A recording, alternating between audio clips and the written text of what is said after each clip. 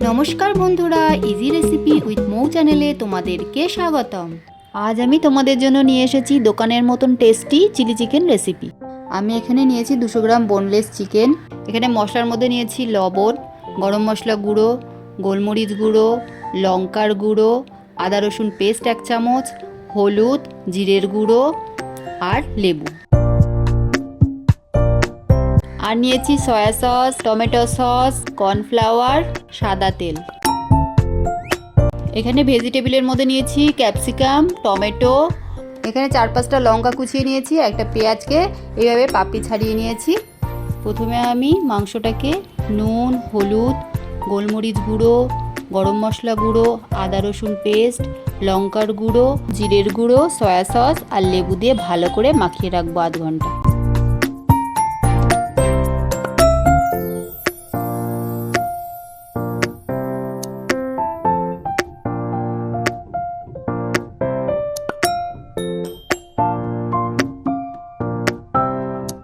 আধ ঘন্টা হয়ে গেছে, এবার 2 চামচ কর্নফ্লাওয়ার দিয়ে ভালো করে মিশিয়ে নেব।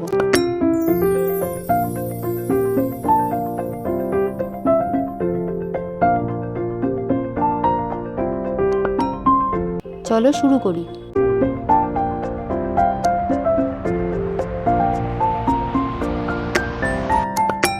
প্রথমে কড়াইয়ে পরিমাণ মতো তেল দেব, দিয়ে তেলটা গরম করে নেব। এবার একটা একটা করে মাংসগুলো দিয়ে ভেজে নেব।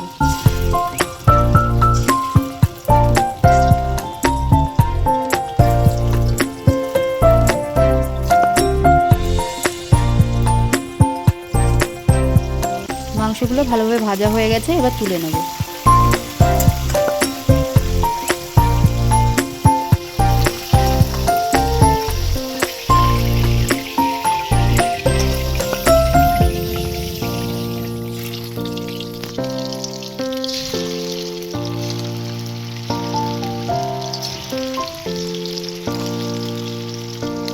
এখানে আমি একটা সস বানিয়ে নেব।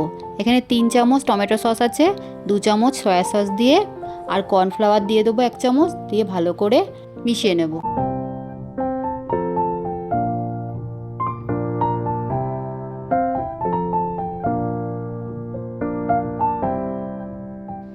এবার কড়াইতে টমেটো, লঙ্কা কুচি, ক্যাপসিকাম কুচি, পেঁয়াজ দিয়ে হালকা করে ভেজে নেব।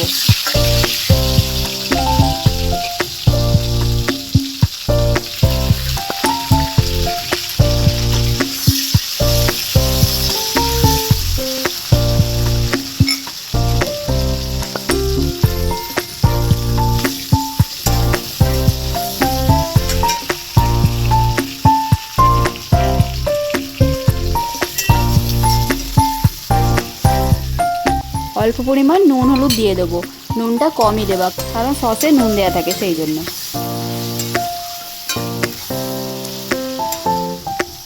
আগে থেকে গুলিয়ে রাখা সসটা ঢেলে দেবো।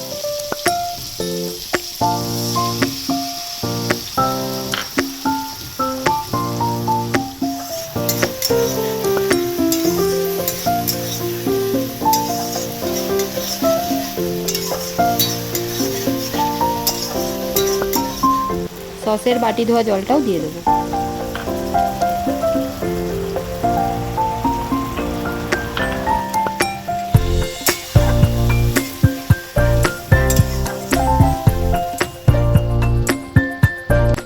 আমি একটু পরে জল দিয়ে নিয়েছিলাম। এবারে ভেজে রাখা মাংসগুলো সব দিয়ে দেবো।